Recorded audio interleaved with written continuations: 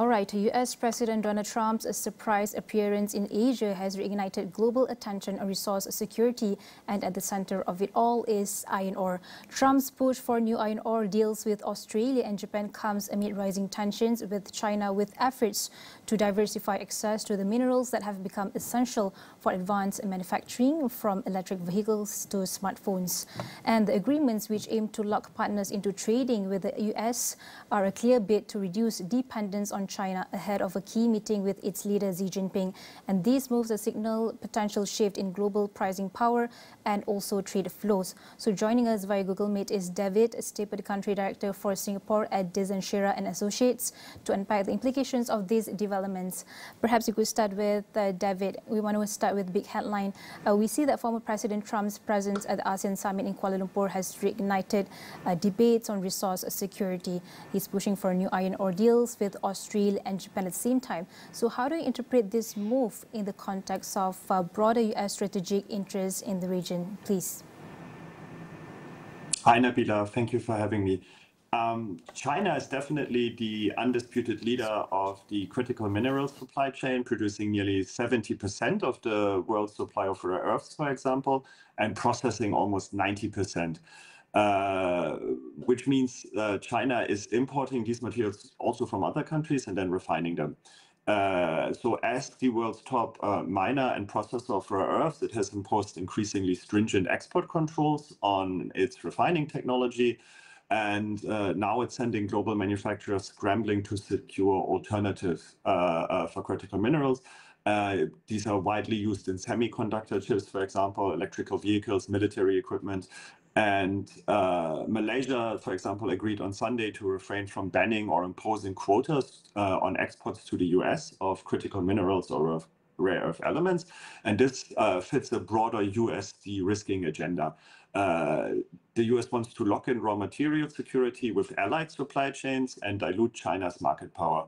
For example, in Kuala Lumpur this week at the 47th ASEAN Summit, Washington inked trade deals and mineral pacts with Malaysia and other deals across ASEAN, while also tightening strategic coordination with Japan, for example, framing resources as a geo-economic issue, not just trade.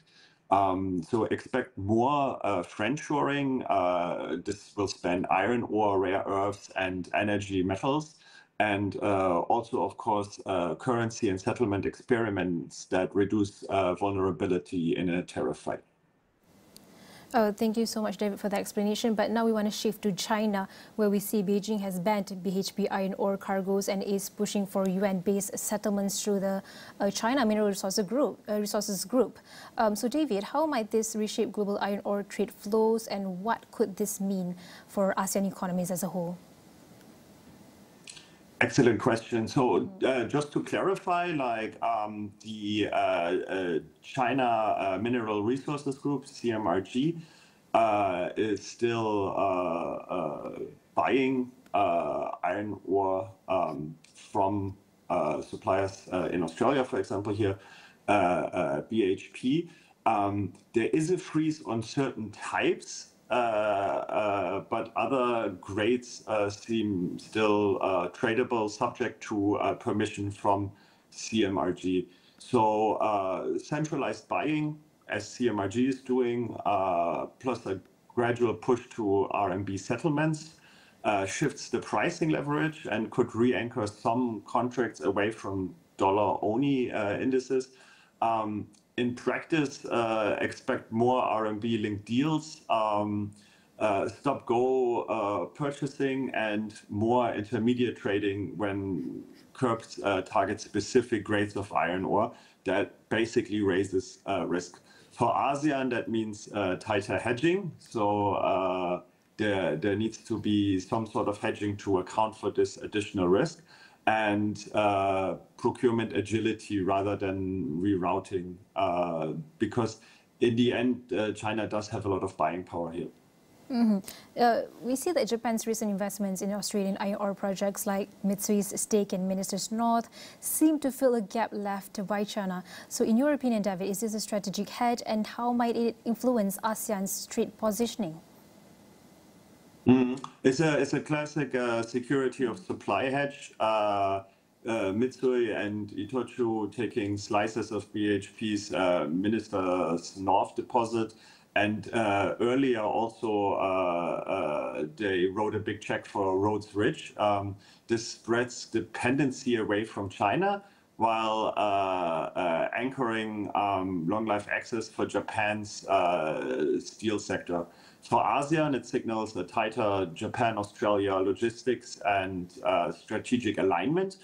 And this also allows Southeast Asia to tap more consistent, high-grade supplies. So we think this will benefit the region. But looking ahead, Guinea's Simandou mine is expected to come online by 2026, adding high-grade supply to the market. So could this challenge Australia's dominance? And where does ASEAN fit into this evolving supply chain? Yes, so the Simandou mine project, well, which is actually several mines in Guinea, would be the first mega mine in the world, like to reshape global supplies and pricing.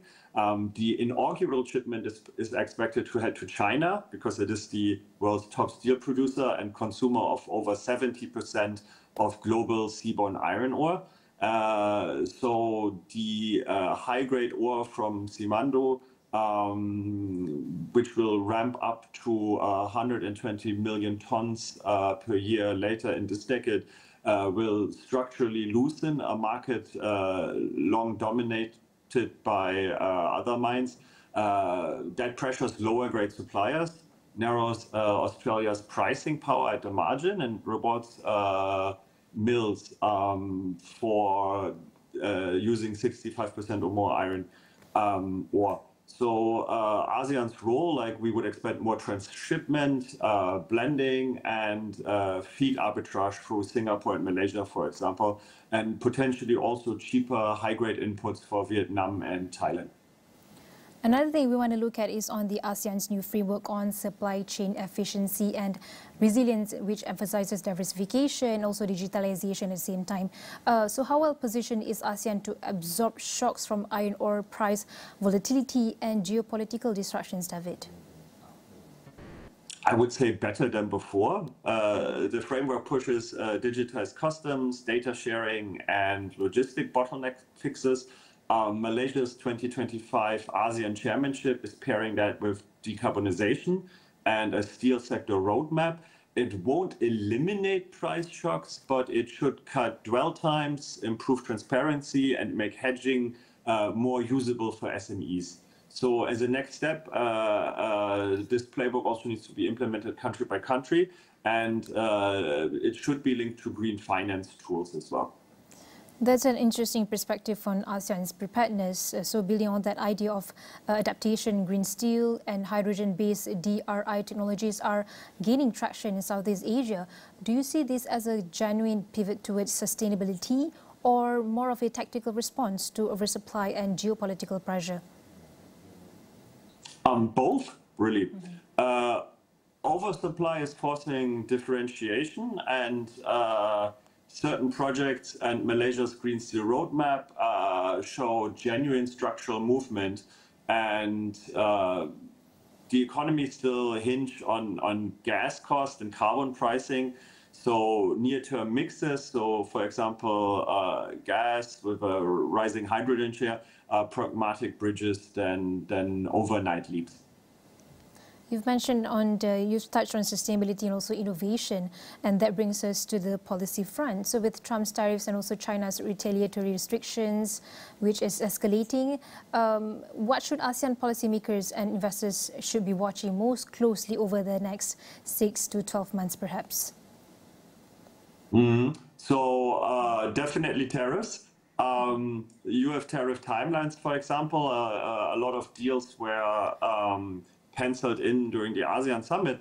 However, like agreeing on a deal and then actually implementing them are two different things, right? Like, so it may take some time to finalize the details of these deals and then to actually implement them. There may also be some volatility in US policy making here. So as you can see with Canada, things may change quickly and tariffs may be added in again.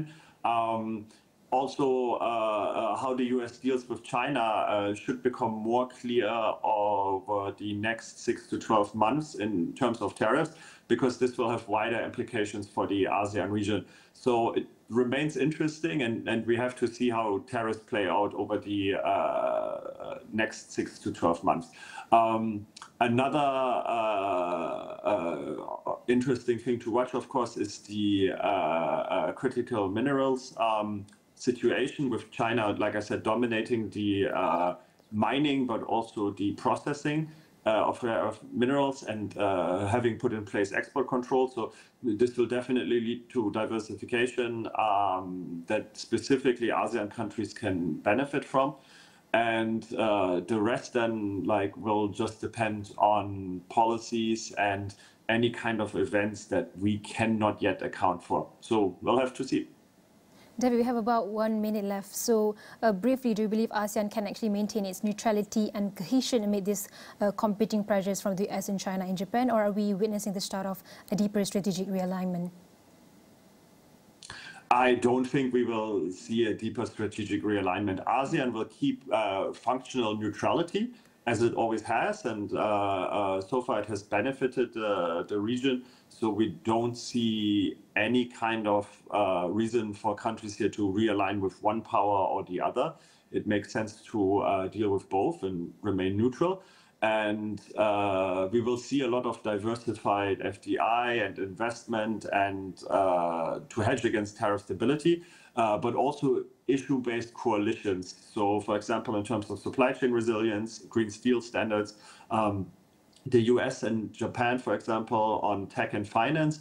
And of course, ASEAN will keep commodity ties with China, its largest trading partner. So the recent ASEAN summit in Kuala Lumpur under Malaysia's chairmanship also showcased exactly this balancing act. Anon's view there, clearly ASEAN's next steps will shape not only just trade but the region's strategic identity. So thank you so much, David, for sharing your insights. It's clear that while the global iron ore landscape is shifting, ASEAN has a real opportunity to shape its own future. And that was again David Stipper, the country director for Singapore, Dezan Shira Associates. For now, we'll go for a short break. We'll be right back.